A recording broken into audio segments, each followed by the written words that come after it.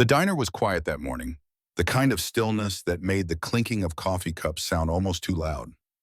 Sunlight streamed through the wide windows, catching on the chrome edges of the tables and bouncing off the glass salt shakers. At the corner booth sat Walter Branson, an 81-year-old Korean War veteran who came here every morning at exactly 8:15. He wore his favorite flannel shirt, faded at the elbows, and a pair of heavy boots that had seen more winters than most men in the room had lived through.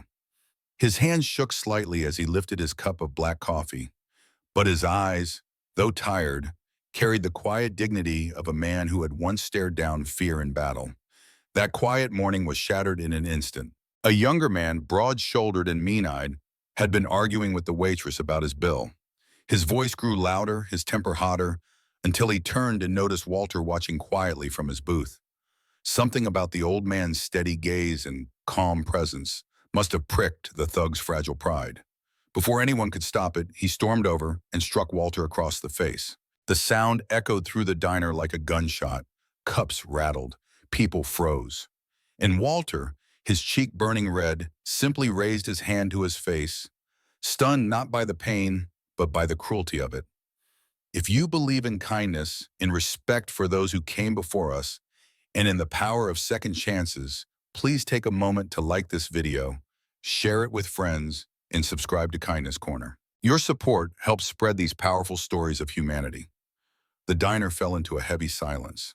The waitress, trembling, begged the man to leave while the other customers looked down at their plates, too afraid to intervene. Walter didn't retaliate.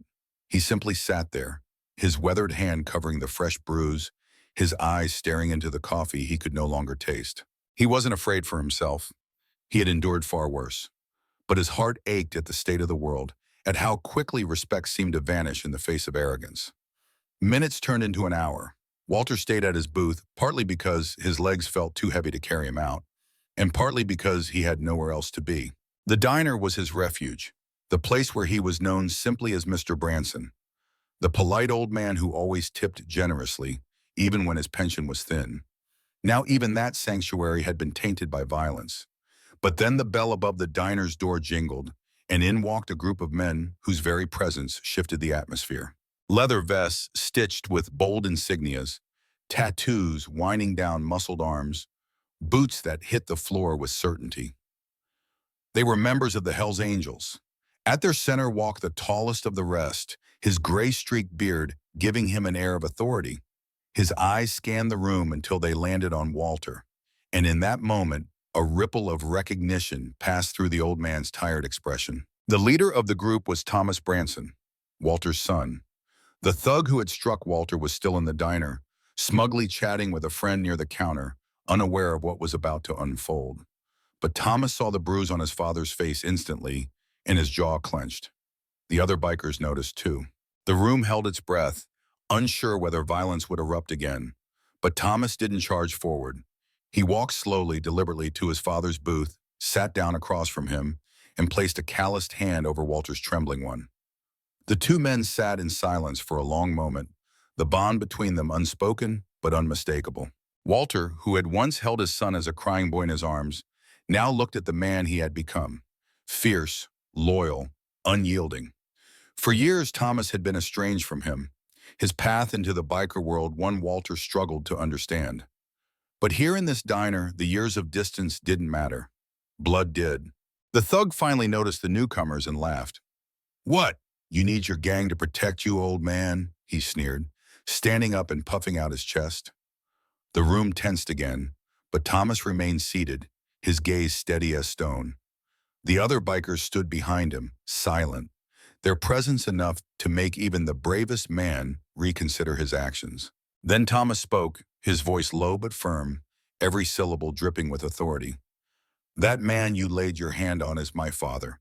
He's an 81-year-old veteran who gave more for this country than you ever will, and you thought it was tough to slap him." The thug's grin faltered. Suddenly the weight of the room pressed down on him. The stares of the customers, the silence of the bikers, the quiet strength of the old man he had struck. Thomas didn't raise his fist. He didn't need to. His words alone carried a force greater than any punch. Slowly the thug backed away, muttering something under his breath before fleeing out the diner's door. No one followed him. There was no need. His shame would follow him farther than any man could. Walter finally exhaled, the tension leaving his body. For the first time that morning, he allowed himself a small, weary smile. His son had defended him, not with violence but with loyalty and respect. The bond that had been strained for so many years seemed to heal in that simple act. The waitress brought fresh coffee for the table, her hands still shaking, and quietly thanked Thomas and the others. Around the diner, customers began to murmur, the fear lifting as though sunlight had broken through heavy clouds. Some even approached Walter to offer words of respect, a shame they hadn't acted sooner. Walter looked at his son, his voice raspy but steady as he said, "I fought battles long ago, Thomas, but nothing compares to the fight of keeping your family close." Thomas nodded, emotion flickering in his tough exterior.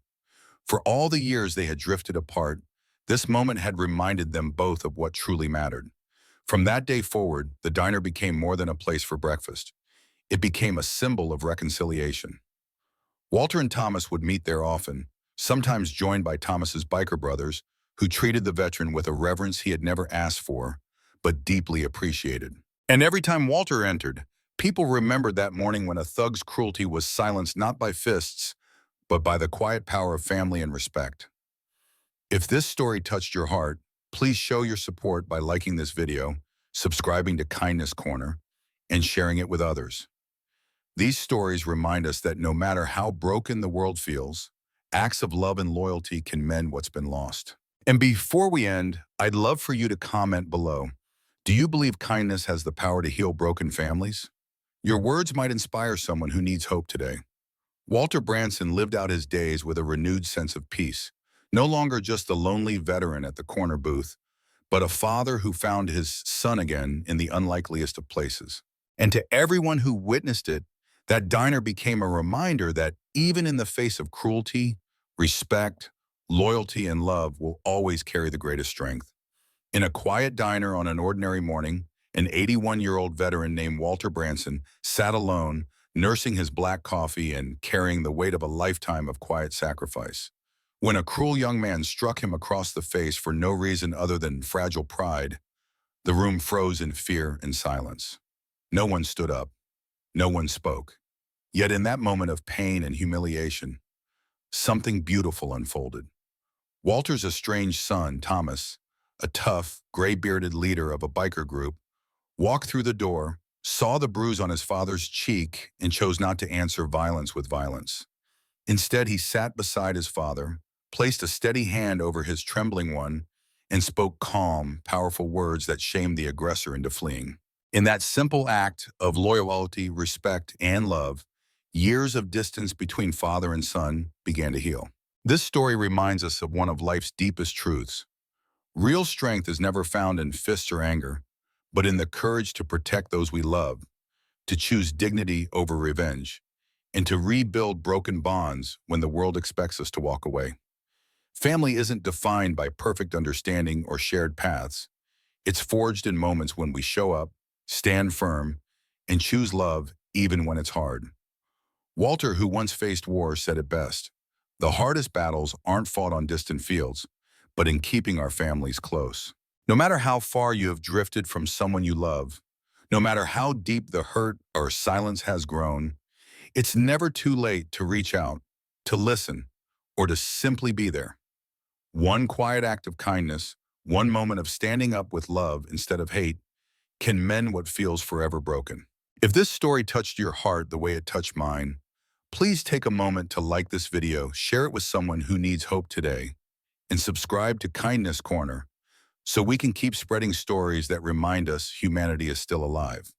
And in the comments below, I'd truly love to hear from you. Has there ever been a moment when love and loyalty healed something broken in your life? Your story might be the light someone else needs right now. Thank you for being part of this community.